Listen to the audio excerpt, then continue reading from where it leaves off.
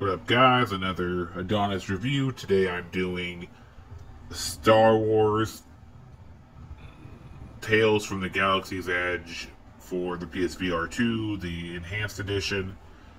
I originally did a Vader's Immortal review for VR not too long ago, kind of comparing which one might be better when it comes to playing a Star Wars game or buying a Star Wars game. If you had to pick between the two, and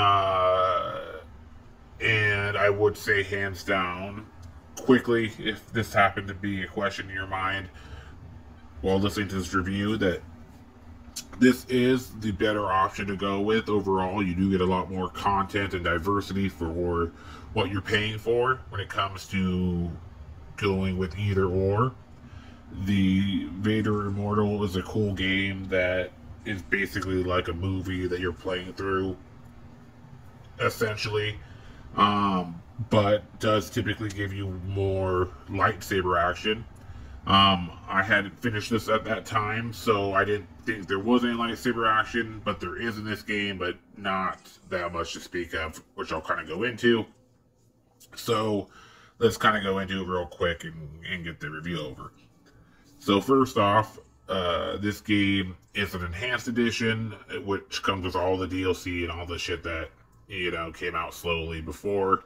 It came out for the VR2. So it does come with all content that's available for this game. And it's been enhanced, right, for the VR2. The game, in a nutshell, is you are like this droid bot engineer dude. And you show up at this cantina, and you have these adventures that you kind of go on, and as you go on these adventures, you also have this bartender that kind of tells you these side adventures that gives you a little bit of diversity between what you do normally in the game. I would say that overall the gameplay is between 10 hours, around there, a little bit more than that probably, but about 10 hours is what you're getting, 10 to 12 hours. The 4 side tales you get are probably like 30 minutes a piece, and you get 4 of them along with your kind of main things that you do. You yourself have in no way, shape, or form any type of lightsaber skills. You 100% as your main character walk around with guns and whatnot. They do have a slight variety of guns. I'd say there's maybe like, I don't know, 6 or 7 guns that you get to use in it.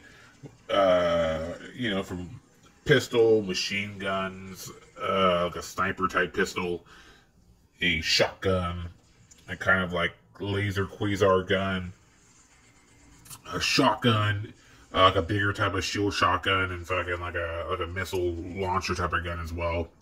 So you do get some variety in it. You also get different types of grenades and stuff, so which is pretty nice. Graphics are definitely on the higher end as well. It does look good, which is nice. I would say it is probably just because it's a VR2 game over the Vader Immortal and it's newer. It's probably the only difference between how better the graphics look between the two. It definitely is a good looking game. But with that being said, so like I said, you do get a good amount of activities. Just like I said, that 10 to 12 hours is a good amount of play time. While, like, for example, that Vader Immortal only gives you like 2.5 hours to 3 hours in total. So it's a night and day difference between how much content you get. But unfortunately, that comes with a much bigger price tag. This game's typically $50. I haven't seen it go below 50 quite often at all. Eventually I'm sure it'll go down. Eventually you'll see it for like $35 soon in the next few months. But for now it's full price. It's 50, which is especially high on VR pricing, which is the one downside of buying this game. But with there not being that many games out for the VR2, it's something you kind of have to suck up at the time being. But you do get a good amount of stuff. Like I said, you get that main game, which is, like I said, between 10 and 12 hours, which has the main guy mission, which is probably like 6 hours, 6 to 7 hours, with a pretty good final mission. You don't really have a main final boss or anything, which is kind of a bummer. But, you know, oh well. And then you have those 4 side missions. Now, those 4 side missions, one of them you play like an android that kind of has like a locking mechanism, which allows you to shoot and torrent and stuff and investigate. It's a kind of interesting little side mission. I feel like you could have done a lot more with the character you're given as a bot, which I feel like they didn't go as much into, but good enough. Could have been better. You know, I kind of feel like it was a missed opportunity, but doesn't mean they completely failed either. And then again, there's also a side tale that you can get and almost miss, where you are a Jedi, which again is another, I feel like, a missed opportunity. You know, at first I thought you didn't have any Jedi in this game or anything you could do with the lightsaber. Then when I found out you could do it, I was like, well, that's awesome. And then I felt like, well, you know, with what they gave you, why even do it? I mean, the main problem is that not only is it short-lived, but the people you fight, you don't even fight any type of human-sized real villains. You mainly just fight, you know, one little robot balls is a favorite thing for them to fight in this game, Invader Immortal, or little gremlin monster things as well. But the powers are the same. You have your lightsaber, you can chuck it and do like, you know, have a throwing lightsaber thing that cuts people. You can use your force to throw people around and whatnot. And that's basically it. But the fighting's short-lived. You know, like I said, you don't fight any human-sized people or robots, so, which is, you know, it kind of sucks to fight things that are tiny on the ground. And then, you know, you get like a secondary mission, but the secondary mission is just like doing little, mundane tasks with your, like, force power and whatnot. I don't know. So it also was kind of like missing the target. But you have it, you know. So again, it gives you some variety, which isn't bad.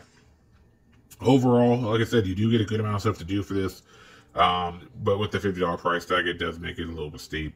I'd say if you can find this game for $30, that's a very fair price for what you get, and it's a good amount of content for $30. And you know, it's definitely worth getting, especially with the limited amount of VR2 stuff you have right now. So if you want to, this is definitely a game that I would say if you want to increase your VR2 library, you should get for it. This is like a definite must-have game. But is it must-have at $50? I wouldn't say so right now. Like I said, if it goes down to $30, I would say it's worth getting at that point. Attach your library. It's not really worth getting at $50 unless you know, really have nothing else to do and you know, you have that money to spare. Because like I said, it is a decent game. And it does do a lot of things right. You know, it does have a decent story and, you know, it does have little decent side stories. But it's just not fully worth the price. And usually I respect PSVR 2, you know, for understanding, you know, when something should be full price and when something shouldn't. I think this price game should have been released immediately at $40 would probably be pretty fair. And then kind of go down from there.